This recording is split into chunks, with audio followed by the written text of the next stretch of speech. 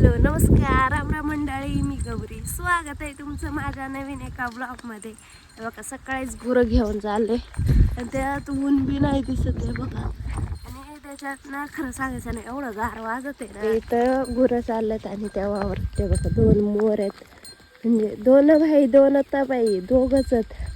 बाकीचे मोर लांडोरा कुठं गायब झालं त्यामध्ये. ते दोघांचीच मस्त आयुष मस्त असे चरतात ते दोघं बी. तर तिकडचा मला लय आवडलाय, लय भारी दिसतोय ते. आणि त्याचा कलर पण असा उठून दिसतोय नाही का.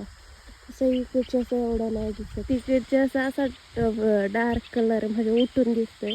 तसं इकडच्याचा एवढा काही दिसत नाही. त्याच्याचा जरा असा डार्क आहे, तिकडच्याचा फिकट आहे. बघा कसं मस्त चरतात ते. चरायच्या नादात आपली गुरं बघा पुढे गेलं. त्याला धावं नाही तर जायची लोकांच्या वावरांनी गुरं. तर माझे दोन फ्रेंड तर वावरात होते बघा. एक सफेदवाला तर झाडावर बसला आणि एक तिथं गायपाशी आहे बघा. इथं एक आणि इथं झाडावरती एक.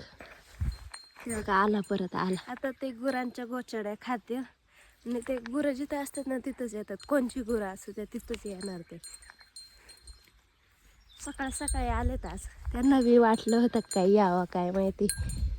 प्रत्येक बगळ्याने प्रत्येक म्हणजे गुरांजवळ जायला इथे काही गायपाशी भांडणं करते ती दोघं. त्या गेले त्यांची भांडणं झाली. एक त्याच्या माग लागलाय गेले तिकडे.